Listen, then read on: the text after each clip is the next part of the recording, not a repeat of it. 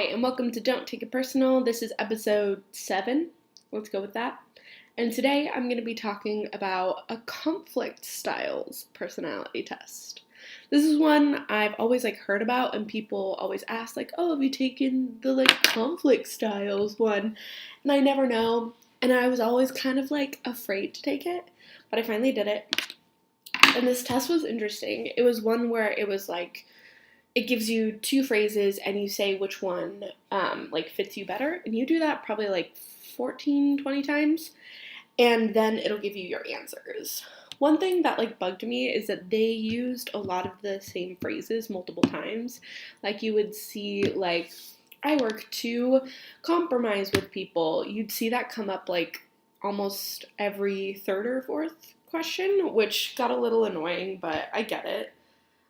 So the way that the answers work is you don't get a specific type because, as they say, there's no right and wrong, and you don't always react the same way in all types of conflicts. It all depends. There are 5 types, and the answers they give you are what percentage of the time do you react with these specific conflict styles? So the number one for me was 73% was problem solver. Going into conflicts and trying to solve things and trying to listen to everyone and take everyone into account. My second one was 71%, and that was the accommodator who kind of gives things in order to make other people happy. The way I see it is oftentimes I will do these at the same time. I'll go in trying to solve the problem and listen to people, and to do that I often accommodate and give things up for people so other people can be happy. I don't think that these conflict styles are you only do one and you do it all the time. It all depends, and you can do multiple at once. My third one was the one that I was scared, and I thought this was going to be my number one. It was avoider. So someone who kind of runs from problems and doesn't take problems on and just avoids them. I thought that this one was going to be my number one, which is honestly why I was scared to take it in the first place, but it was not. And so that's kind of cool, and I only do it 58% of the time, which is barely above half. So that's pretty good. I'm going to say that's good.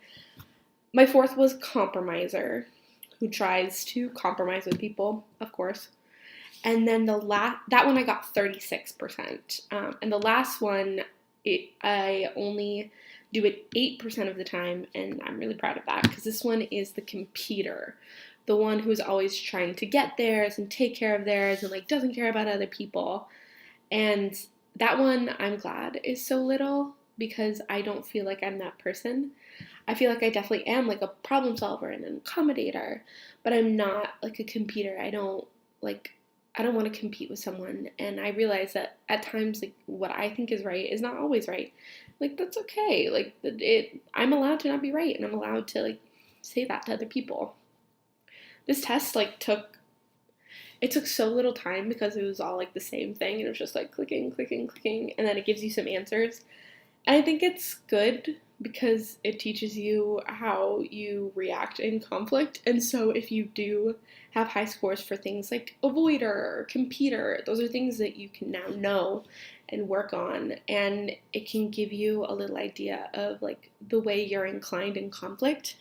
And I've had so many job interviews, every job interview I've ever had, they've asked a question about how I deal with conflict. And so this is good to know that in conflict, 73% of the time, I try to problem solve. And it's really cool, and they describe them pretty well, so I liked it. It was free. You just look up free conflict styles, I guess, and, it was just a chill test. I don't feel like it changed me or anything, or if it really revealed something or made me think too hard. A lot of the other tests really made me think and go deep into myself, but this one, it kind of is what it is, and I don't really feel any different.